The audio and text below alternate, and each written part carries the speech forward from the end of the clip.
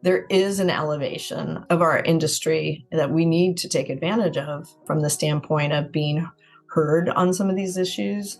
We're growing these larger practices where we have to work with people that come outside of our industry of being recognized for not just quote unquote, I've heard it too many times, not being just a veterinarian. Welcome to Vet Life Reimagined. I really hope in this episode you can reimagine veterinary medicine, veterinary business, as well as your veterinary career. Dr. Julie Smith was part of paving the way for women leadership in the profession. She is a board-certified veterinary surgeon and recently retired from SAGE Veterinary Centers in 2022 after a 25-year career. She started as an associate surgeon. She became a practice owner, then moved to a managing partner, medical director, board member, and chief strategy officer. She has seen many aspects of veterinary business and also obtained an MBA in the midst of it. In 2017, she was honored one of Silicon Valley's Business Journal Women of Influence Award.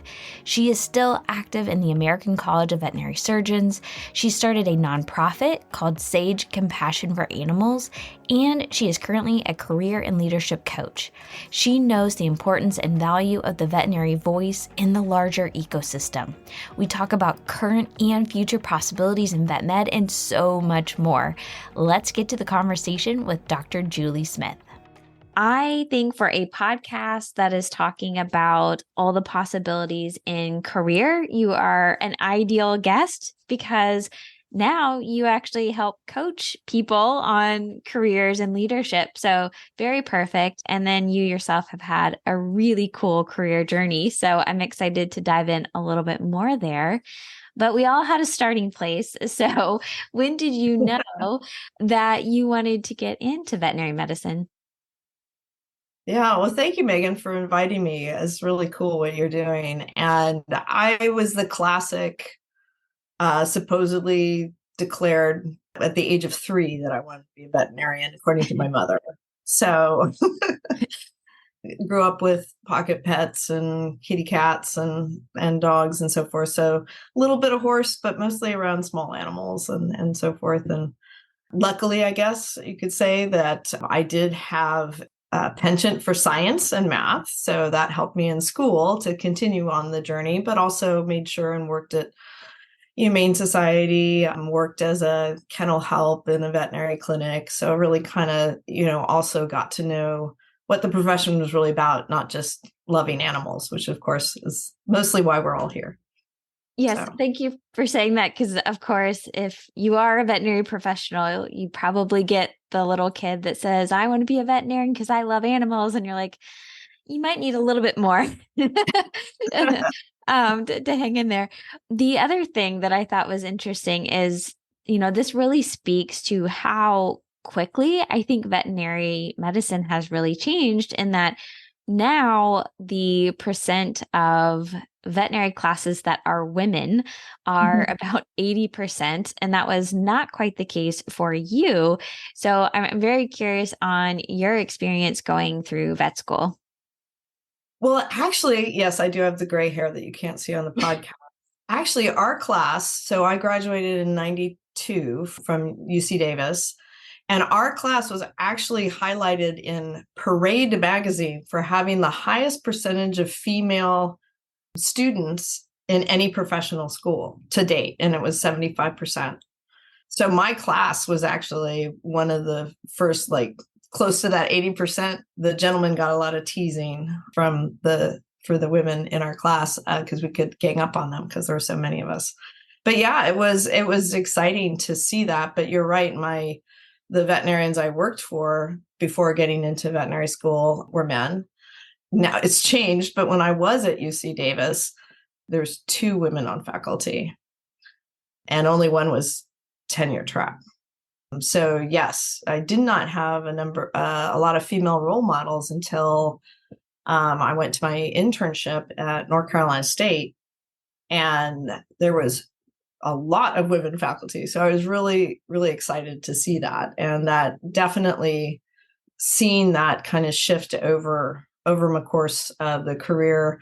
I think I told you, when I chose the first practice to work at in private practice as a surgeon, I chose it because it had half men and half women. And I was the sixth surgeon, so it was going to be equal.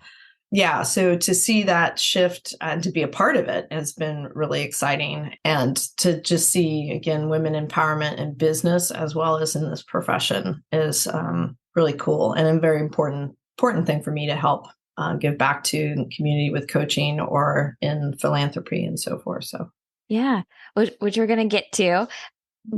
When it comes to surgery, when did you figure out that you wanted to specialize and become a board certified veterinary surgeon? Yeah, this is a pattern in my life. It's like when I kind of get something, I just go, oh, that seems like I should do that. So I didn't know about veterinary specialists, even though I always wanted to be a veterinarian and, read all the books and saw the movies and worked in the veterinary space. I didn't realize that there were specialists in particular, not just an academic. So when I got to Davis and kind of learned about that, I said, well, gosh, that seems something I should do. And I chose surgery for a couple of reasons. Back then, it really was one of the only specialties that were in private practice to any degree. And most of the other ones that were out there wasn't a large group. So knowing that I wanted to go into private practice and work in a business situation, I wanted to choose a specialty that supported that. And I'm just one of those people like to check the box and say that it's done. So diabetes was not going to be something that that I fell in love with compared to surgery and working with my hands as well as my brain, if you will, and just having kind of as I said, an endpoint. That's just my personality, I'm curious because I'm kind of speaking for myself. For others out there where surgery is slightly intimidating to them, do you ever have any pieces of advice to give, whether it's honestly, it could be a student, but it could also be already a practicing veterinarian where surgery is a little scary for them? From the standpoint of how I approach a surgery is something I actually have taken into, and I'll use it to explain even making decisions or being prepared for other types of decisions, whether it's business management or surgery, is I always think in having a plan A, a plan B, and all the way down to D, at least, as well, even more if it's more complicated. So really understanding what could be needed in the unexpected, because, if you don't usually get to leave the OR table and go figure it out, you have to figure it out there. So taking things to worst case scenario and being able to think through it in the moment is probably the most scary. But if you prepare yourself for it, and that means if you're working side by side with people, obviously, that you can talk with, or getting on the phone to a surgeon in your area, or, these days, getting on a video call with a surgeon in your area ahead of time. Because I will say it's not as fun when you're a surgeon, you get a phone call when somebody is stuck in the OR and needs some advice, because that just makes everybody super worried. I think it's preparation and making sure that you have those plans. And that's just kind of how I think about things in general. And I think by having backups or having, if this goes, then I can do that, or this, you just feel more confident that way. And sometimes it just is experience. You do kind of have to take a little bit of a leap. And if you have somebody that can leap with you or be by your side, another practitioner, or even a very experienced veterinary technician, I've definitely benefited from some of them giving me advice over the years too. Yeah, I think that's great. And just coming back from the Veterinary Innovation Summit not too long ago, some of the potential resources for getting more experience, practicing, even using AI to do those things, those are all hopefully going to be helpful with education and training, just to give you a little bit more confidence going into some of these situations. So yes, hopefully we can do even more going forward there. You also said that you were interested in ultimately going to private practice, which is one of the things you liked about this specialty. You became a practice owner just a couple years after getting board certified. So was that always kind of a goal that you had, was to become an owner? Yeah, and I can't put my finger on it completely, but I worked in some small private practices that were one or two doctor primary care practices in school. And my father is an attorney and worked at a bank, so maybe his business acumen kind of rubbed off on me. And so, it was always something that I was interested in, as well as the practice of surgery, if you will. So having that opportunity to go into private practice after I was a year on faculty, and I enjoyed it, and I could have stayed, but I had this opportunity to come back to the Northern California area, which is, I'm a California native. So it was something that was important to come back to the state. And so when I had that opportunity to work in a group practice, so I didn't have to come out and work by myself, which was doable, but not as enjoying. And we're able to work with, and at that point in time, it was actually, as I mentioned, I was the sixth surgeon in a practice that was known as Veterinary Surgical Associates in the way back. And we did both mobile surgery and in-hospital surgery. So you learned quickly, especially mobile surgery, you had to have all those plans, A's, B's, and C's, because you didn't have your full equipment with you. So you got really creative. Back in the day, I think, in the early 90s, and I guess now we're in the late 90s into the early 2000s, you still were a little bit more of a jack of all trade, even coming out as a surgical specialist. I remember having to put in like a stomach tube with a scope. Oh, I don't know how to do that. So I figured it out because there weren't a lot of internists around. And certainly this was a mobile practice as well. And we would, for those of you who weren't in veterinary medicine at the time, the model for specialty and emergency was very different than it is now. Now these tend to be larger specialty emergency hospitals all under one roof. And back then, it was still coming out of the emergency clinics were generally night only and weekends. They were put together by the primary care veterinarians in the community to help them with overnight care. And then a lot of times as specialists, we'd come out and we would lease space from the emergency clinic during the day. And so that's kind of how a lot of specialty clinics started. And that certainly was the model that we had. And so it was a much more, I think the practices were called condo style and probably still are, when you have under one roof different businesses. So you have the surgery group that just does surgery. You have the medicine group that just does medicine. You have the emergency group that just does ER, and they're all owned differently. And that started to kind of shift in the early 2000s, bringing the practices under the same business umbrella, even though they all worked collegially, very well together clinically for the most part. So it was a completely different business model. And I think we're starting to see some evolution of business models yet again in our space, in the veterinary clinic, private space. And even in the academic space, there are more and more different models are coming out there, which is great to see, changes as you are a big innovator yourself. We're going to be innovating at the business level as well as the medical level.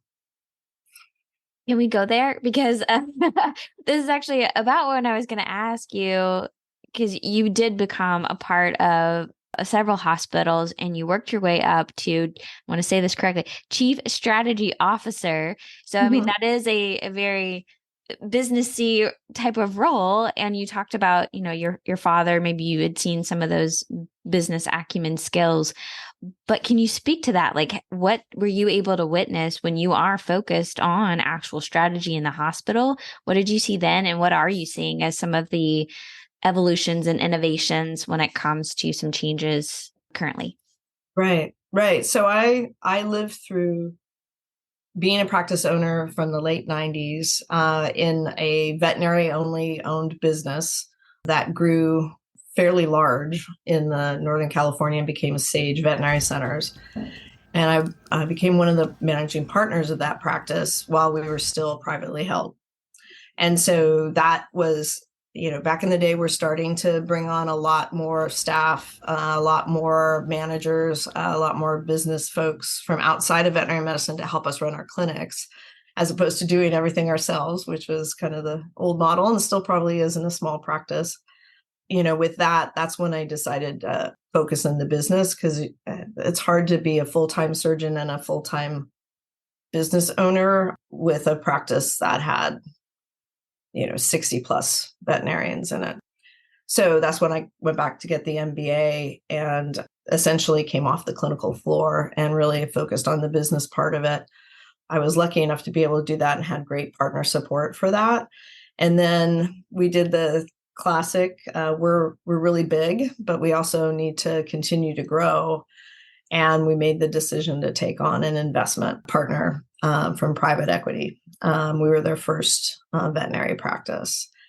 It was a tough decision, but it was the right decision for the practice at the time. And when that happened, because you're no longer an business owner as a partner, you're now a shareholder as part of a larger business. And so it's just you switch from a partnership to a corporation, essentially. And so that's when I became chief strategy officer, because we needed to grow, but it was going to be grow in a way mostly through acquisition and not just operational. So that's not something that I had a lot of experience with. So we brought on somebody that did, and she was wonderful to help guide us through that. And then with chief strategy officer, which was kind of cool, is it's one of those things that's not well defined. So I got to make it up. And so basically I kind of took what strategies could we do from the standpoint of not just acquisition, because that's, again, I helped with that because I have networks in the community, but that wasn't my bailiwick. So what other things could we do to grow or to be the practice we want to be? And so it's a very project-based endeavor, which was different than as managing partner. And I was also the medical director, where I was kind of overseeing all the doctors. It's very different to go from that to project-based and team-based, but it was a different way to think about how you work. When you're supervising a bunch of doctors, and I did all the hiring and the recruiting and all of that, and people management, a lot of that, which has its own rewards. But now I was working without a team under me, but I had to be able to bring the team together that I needed to get the project done. So it's still very people focused. In fact, I think that's one of the things I learned all throughout my career, is that we all get into it because we love animals, but it's really a people-centric world, because we're a service industry. And so you do have to get to work with the people. And I found that that's what I really loved to do, is loved working with the people who loved animals. So to take on that role, it was a very different mindset, but it was also kind of fun because it allowed me to stay nimble enough and within the entire organization to get to kind of know, to bring the marketing team along while we're trying to bring on, online pharmacy, where you need the inventory person, you need the operations groups, you need the doctors, you need everybody to kind of weigh in on these things. And then you have to determine, when do they weigh in? So it's a lot. It's still problem solving. It's still like, I need plan A, B, C, and D for surgery. I need it for online pharmacy. I think that's one of the things that I hope people understand as they look at their career arc, is that a lot of the skills we learn as a veterinarian or as a specialist or whatever are all very transferable. So, you don't have to compartmentalize yourself. You can see, what did I learn? And now how can I apply that to what I want to do now? So I don't know if I even answered the question, because I went off on a stream, but. Oh, no, this is great. And what I love about what you were doing too is you were very knowledgeable in so many different aspects. So you could connect people to solve problems. So you could bring in further experts. But I think one thing that I also want to be aware of is making sure that the veterinary team voice isn't lost in some of the business decisions too. And you had lived it, you knew those people, like you said, you'd hired those people. So you knew them, you loved them, and you are also able to advocate that the business decisions were also going to be good for the people that were involved back in the clinic. Am I correct there? At least that's what I see. Yeah. And I think that isn't currently an issue within our industry, because we do now work with so many people outside of the, core. They didn't grow up in veterinary medicine like a lot of us did. And that's not a bad thing. In fact, that's a good thing, is to have different perspectives. And that makes a much richer decision environment. And unfortunately, it does become, especially with the larger groups, corporations are never inherently bad or good, just like people. So, but this us versus them mentality, where the veterinarians, they're the business people, is really not helpful for anybody involved, because it sets apart people not wanting working together for a common goal, whether it's the organization that you're working on, whether it's a surgery that you're doing. It doesn't really matter if your technician isn't there to help you with your anesthesia, whether you're doing surgery because they're playing on their phone. Believe you me, I've seen it. It's not a good thing, so everybody has to be pulling towards the same goal, and everybody has something to contribute. Now, in particular, where we're at in veterinary medicine, we are where we're at, and there's going to be, as I said, some innovative business models that are going to be still veterinary led, and there's going to be some innovative business models that are led by corporations. And it's going to be the ones that can combine operational talent with financial talent. We've been really focused in our world in the financial component for some really good reasons. We needed to pay veterinarians and veterinary technicians and veterinary staff more. We probably needed to raise some prices, but we're getting to a point where that's not going to be as easy as it was. And so we need to also focus on other things that can provide sustainability to practices that are not just financially focused. They have to be operationally focused, but they can't just be inefficient operations, which I think some of us were a part of back in the 90s and the early 2000s. So, and then, of course, obviously, innovations such as technology come to play. And veterinarians have not been traditionally great at adopting technology. I think the data I still heard is around only 50% of veterinary practices have electronic medical records. Wow. Yeah. Oh, wow. When I was doing my internship, I went through a hospital change from paper to, I don't know if that says how old I am, but maybe it doesn't, because 50% still are on paper. But Right. but during my internship, I went through that transition. So I do know it's challenging, but there are a lot of benefits, speaking from someone who actually had to go through a change to those electronic records. So yeah, absolutely. We have some opportunities. And if you are able to elaborate even further on some innovations when it comes to business models, I think that would be very interesting. You don't have to give trade secrets or anything. No, yeah. So yeah, I retired from the veterinary clinic practice, but I think that where you're going to see is from the standpoint of ownership, and this happened before we actually had an investment where we were still privately held.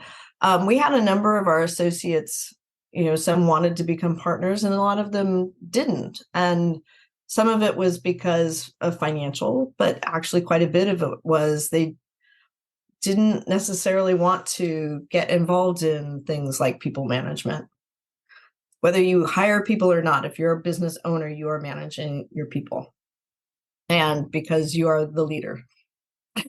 So you have an extra responsibility there. And that's a hard one, especially growing up. I think what we've learned is now so much in veterinary school, they are teaching a lot of what people, call soft skills for whatever reason around communication and so forth. And we're talking a lot about mental health and psychological safety, is that those skill sets can be all learned about how to manage people. But they have to be learned.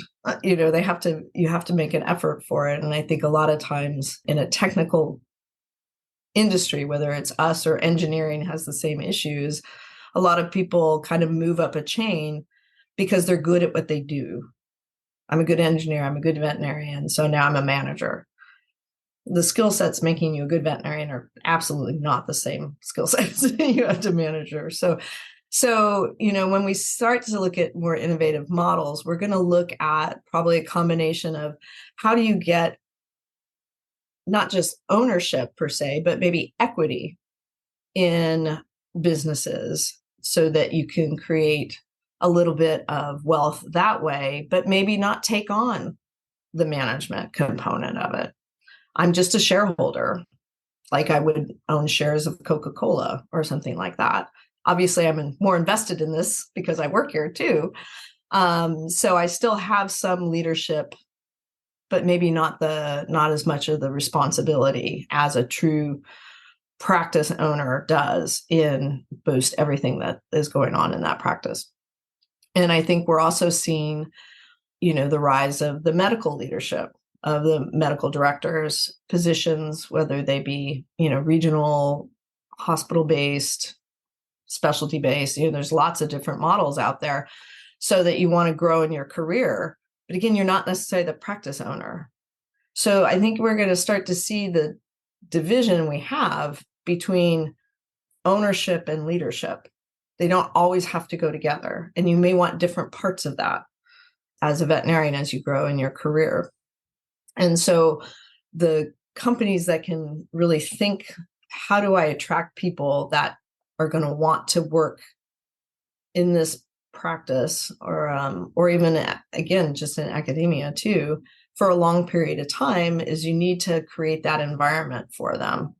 This is what they want to do. This is where they want to grow. This is where they want to be.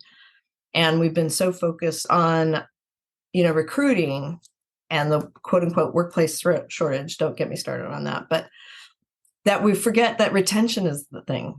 And retention doesn't always have to do with money. Money has to be important enough that you're paying everybody the wage they deserve. But at the same point in time, it doesn't have to be the top. Workplace environment comes first. And so the groups that can focus on that, whether it again be corporations or private ownerships, you need to be able to set the workplace culture and the workplace environment with intent. And all of this can be learned. There's lots of data out there. And I think there's data now within our veterinary space, but there's been data around that for 15, 20 years outside of our world. And we tend to not look outside of our world as much as we should to find out these answers. But I think groups that can really spend time focusing on retaining people, good people, making sure they can grow within their career. And that takes time. And what we've been having over the last 10-ish years is groups coming in that have a very short type window to make their investment back. And that's the private equity world. Even larger groups that have the ability to have a longer lead time as far as their investment return, or a privately held veterinary clinic that has a little bit of longer lead time, they can take the time to do these things. And it's well worth it. Spending a year or two to really get that nailed down is going to pay off in droves, but you need the time and you need the focus to do that. And there's lots of groups out there that can help you. You can hire people to help you with these things. The biggest thing is it has to be with intent. And it has to come from leadership within the organization, however that's structured. And I think once you get that, then everything starts to churn, because happy people that have worked in your clinic for a long time tend to be very efficient people. Efficient people get stuff done in less time for less money, and you're going to see better margins. And all of that stuff will happen if it's focused on. And I think that's what we're going to see we're going to see operational focus. We're going to see people focus. And those are going to be the groups that are going to be successful, because the ability to just come in and buy a bunch of practices is changing, especially with the FTC now clamping down. And yes, that was my practice. I was a part of that. So I got to see it. It's very exciting. So they're paying attention. The ability to just grow financially through acquisition is fading away. Do you mind elaborating on what you were talking about? Oh, the FTC? Yes. I think the first ruling they had was a few years ago now. Well, pre-COVID, I'll just put it that way. Everybody knows what pre-COVID means. But when Mars purchased Blue Pearl, they had to divest a couple of the hospitals because of competition issues. And so when NVA acquired SAGE Veterinary Centers as well as Ethos Veterinary Health in 2021 now, they also had to divest as well as have now, before they can acquire certain practices in certain areas, have to get FTC approval. So that's mostly in the specialty market. However, that's probably also going to be looked at more and more in the primary care market. It's just less consolidated because there's more of them. The problem is the older model of being able to quickly get a return on investment through acquisition and then move it into a larger organization for sale is very much hampered by that. So is especially in the specialty emergency market. That's where I think you're starting to see groups coming up that have more along the lines of equity sharing within the organizations, no plan to necessarily change out and flip into a different ownership, but to continue to grow and exist rather than have an exit planned in 3 to 5 years. And you talked a lot about what I think the corporations might be able to do to be successful in the hospital. But for the, as you called it, the operational side, so the veterinary teams, right. When I think some of the corporations and consolidations, like all of these, I think tend to make some people nervous when it comes to being on the operational sides. So what are things that they can do to help encourage collaboration and a successful practice? And I know that there's only so much you can do, but I am a believer that there's probably something. So what have you seen that people have done very well when it comes to this changing business model and allowing them to success individually, but also just to contribute to the success of the business? Yeah, I think this is where it goes back to our world is made up of people, working together as a team.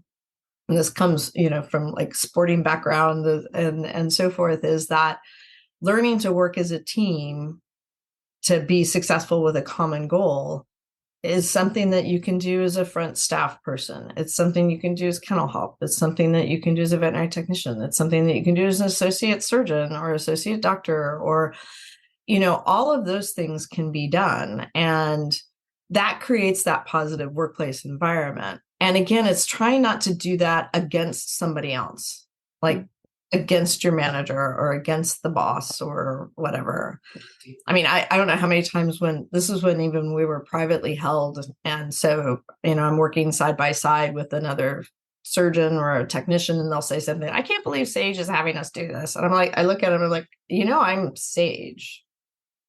I'm the one that made the decision. It's not this, monolith of things, whether you're independent or a corporation. It's always people making the decisions. And guess what? People are doing their best, you hope.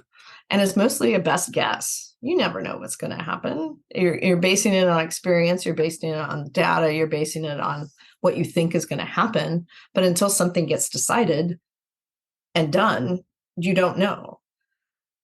Let's go back to, you were talking about practice management software implementations. Those are horrible and ghastly. I've done 3 of them, and from DOS. So that's where I was starting. So not just paper, but from DOS. Anyway, everybody hates them. Everybody rails against them. And it's going to happen.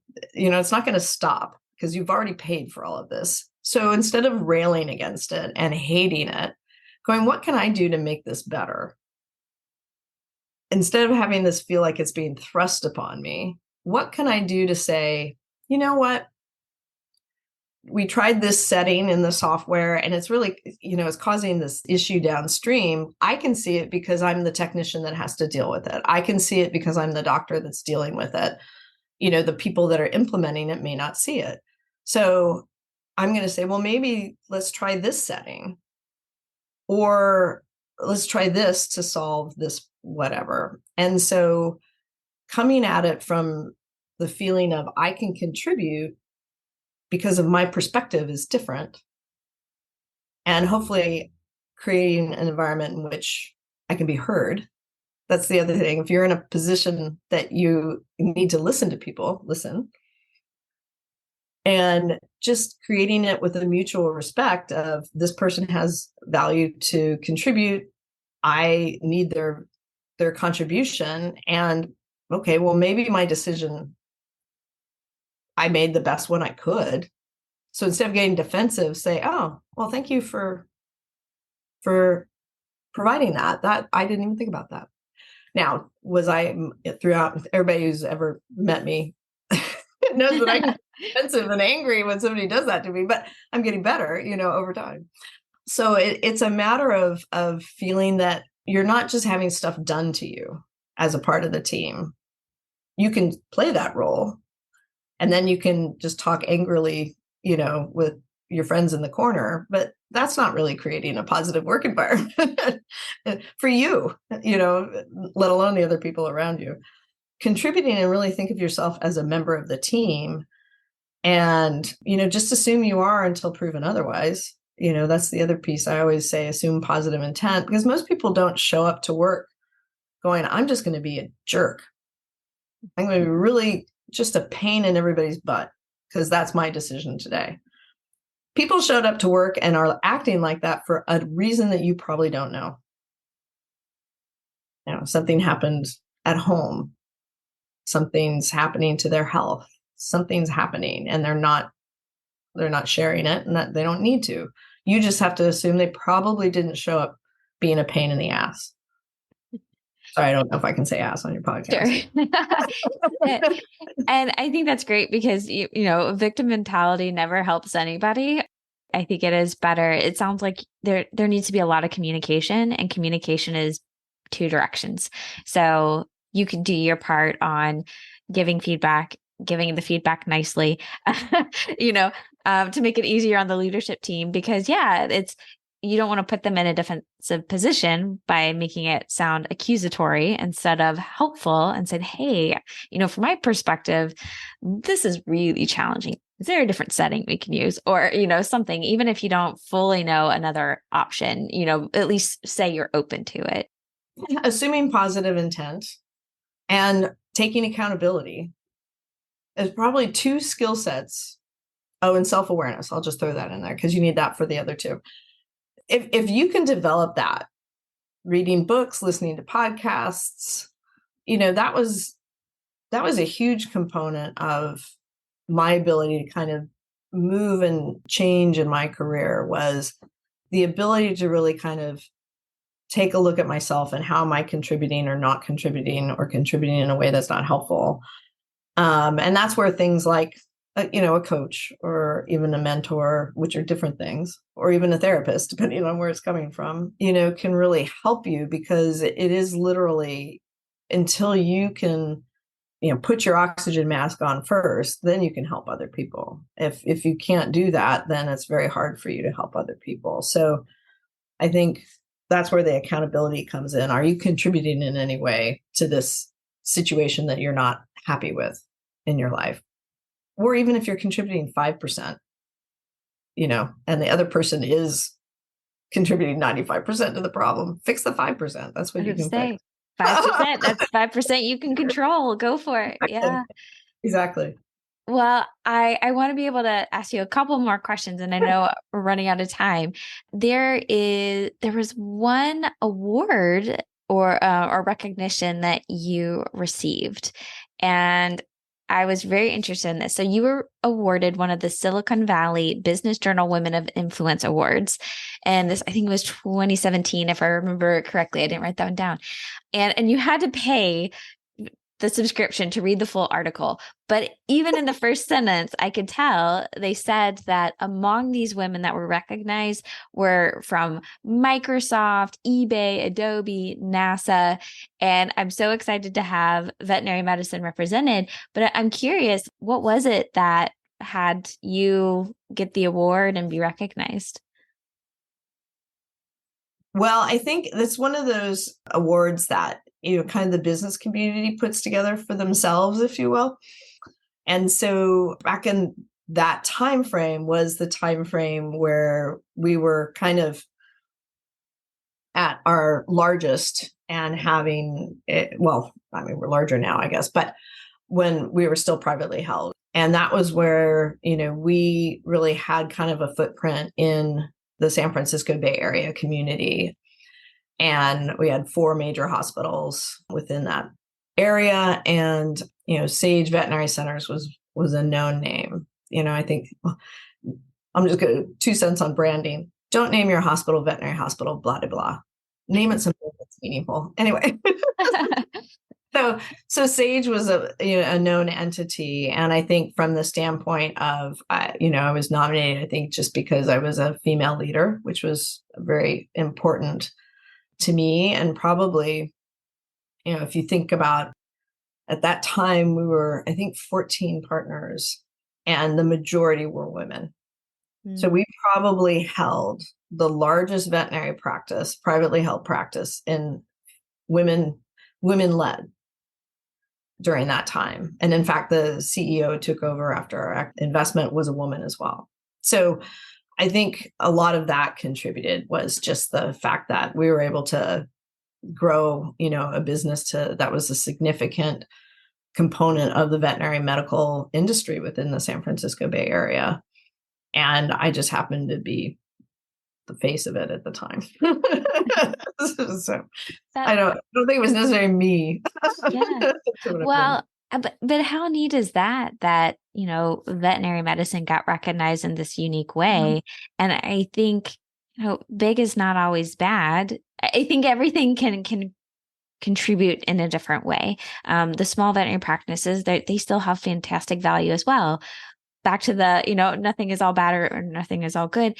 There are some benefits to being a larger corporation that you got recognized by an outside industry. And that can actually be very beneficial for the industry as a whole, as veterinary medicine is being recognized and seen as innovative, and we get more help from the outside to collaborate and innovate. So I think that's really neat. No, it's a really good point because, I think veterinary medicine and some of the minds of people are all creatures great and small, which is a lovely show. But at the same point in time, that's not what we do anymore, So I do think recognizing, we have a number of DVMs in Congress, and doing things that people don't understand is so important in what veterinarians contribute to what we eat. And we learned that a little bit with the pandemic, disease processes and so forth. And so I think there is an elevation of our industry that we need to take advantage of from the standpoint of being heard on some of these issues. This goes back to, again, as we're growing these larger practices where we have to work with people that come outside of our industry of being recognized for not just quote unquote, I've heard it too many times, not being just a veterinarian, but being able to contribute in a different way. And we have to take control of that. It's our story to control. It's our narrative. What a beautiful thing for this podcast, because that's exactly what we're trying to do, is not only taking over the narrative, but even completely changing, just veterinarian. I never want to hear that in conversation, right? Because veterinarian means so much. I want that to be endless possibilities of definitions for an individual, because we do need to have contribution in so many different areas, because from what you said earlier, the transferable skills that we have, but also we can go in so many different places and add a lot of value. And we are able to, whether it's advocating for other parts of veterinary medicine or whatnot, like it just gets me so excited, as you can tell, that we can empower individuals with that, but also, really thinking about this now is empowering the profession as a whole, because we're giving that permission for us to be part of more conversations, because we are going to be impacted by those conversations. We might as well be there. So, yeah, very well said. Yeah. Well, anytime somebody starts a nonprofit, you have to be pretty passionate about it. So I did want to be able to chat a little bit about your nonprofit. Not only did you start a nonprofit, but it was in the middle of the pandemic. So Yeah. So you really have to be passionate about it. SAGE C4A is to help provide financial assistance to pet owners. It was so funny because I was just having this conversation. Some of the things that can lead to really a lot of challenge practicing veterinary medicine is having those conversations where you, as a health provider, you found the problem, you're a problem solver, you found the problem, great, and you can offer a solution. But sometimes these solutions are very expensive, and it makes it a really hard decision for pet families who really adore their pets, and we want what's best for their pet too. So this is really exciting. I wanted to see if you could share maybe the story behind it and anything else about it that you'd like to share. Yeah. So, and I will say there's a number of other groups out there that I've learned from over the years. So yeah, so Sage Compassion for Animals came out of the intersection of me being a chief strategy officer. A, it's a strategy to look into, and B, something that our group had always talked about and wanted to do, because we do see that intersection, especially I think as, specialists. A lot of some of these come out of specialty groups, to tell you the truth, because it's so expensive. But at the same time, we can fix a lot of weird things that people, to our earlier point, may not even be aware that veterinarians do, half the time. So it really was in service of both the veterinary team that can use their training to the fullest, certified technicians, veterinary specialists, primary care, even, we work with low cost community groups, that are out there, trying to do as much as they can for the community of low income people. And so it just kind of came from the, desire of seeing this problem for a number of years, seeing some people come up with similar solutions, and just having the time and the grace to put something like that together. And so we're able to do that and work with an attorney to get the 501c3. So it is this completely separate entity from the veterinary centers. I know there are some groups out there that combine it and use it for just their practice, which is fine. But in order to really get 501c3 status, we are agnostic. So we do work with about 43 different clinics now in the San Francisco Bay Area.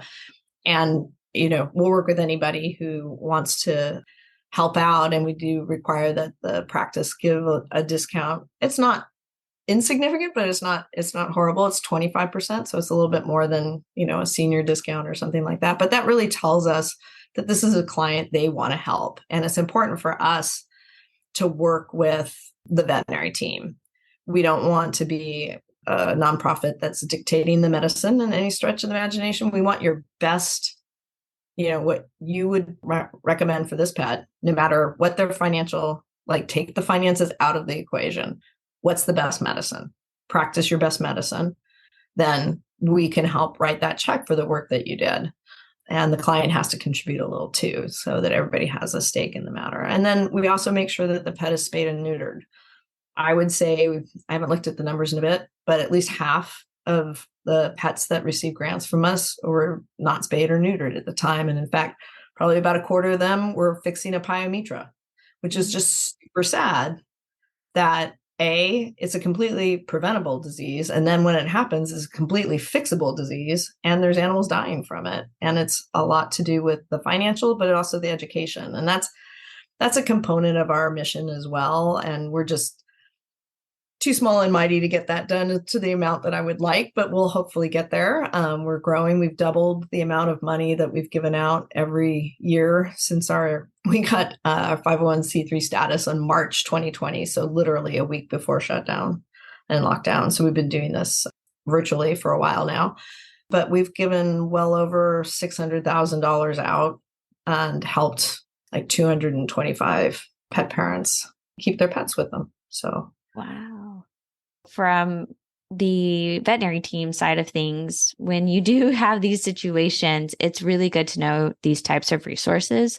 Maybe go ahead and look ahead of time so you can be familiar with it, chat about it, have another option for your pet owner when that happens. So last question, I think I might slide in one more, but last question, because again, you do career coaching and leadership coaching through all of your experience, whether it's your own work experience, but also working with others, trying to help guide them in those areas.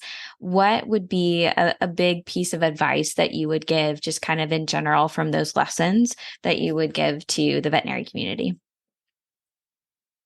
Maybe it goes back to the concept of self-awareness and mindfulness and just really taking the time to think through what's important to you, because that's one of the intersections between like coaching and mentoring and advice giving, if you will, is that a lot of times when we're giving advice, it's from our own perspective, and that perspective may or may not work for another person.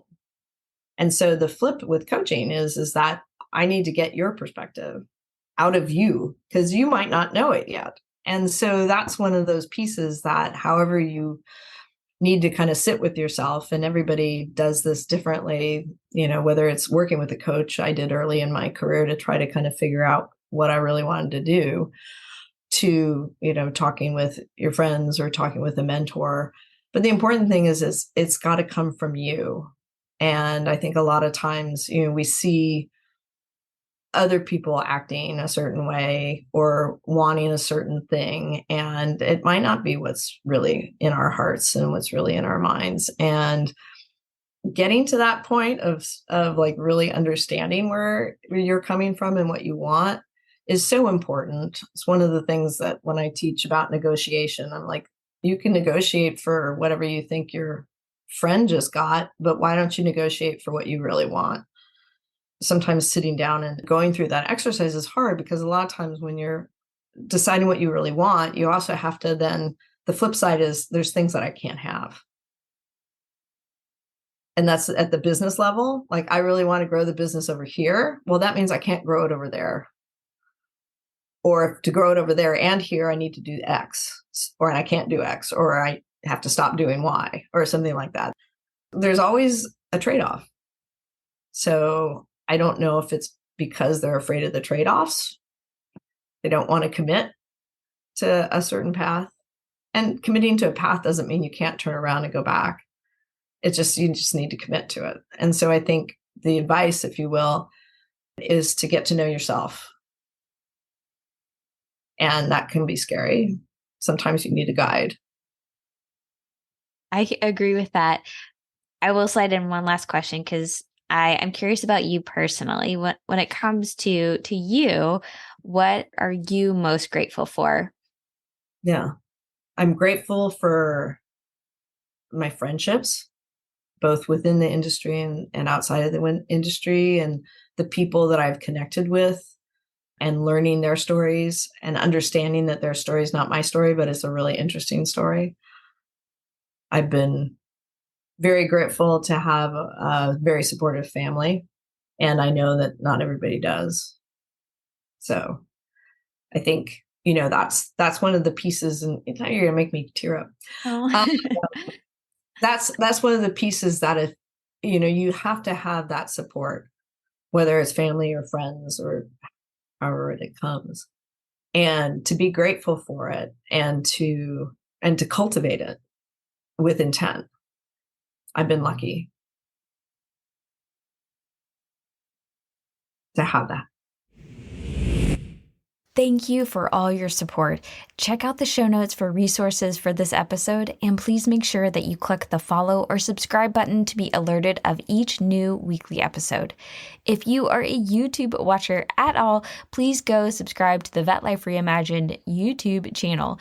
A lot of work and love goes into everything, but especially the making of the YouTube video version of this podcast. Speaking of love, I love our new website at vetlifereimagined.com, and thanks goes to Stephen May for helping make the website come together. He has been one of our biggest supporters. I'm excited for the next step of this journey with you. Reach out, let me know your thoughts, and join me back here next week.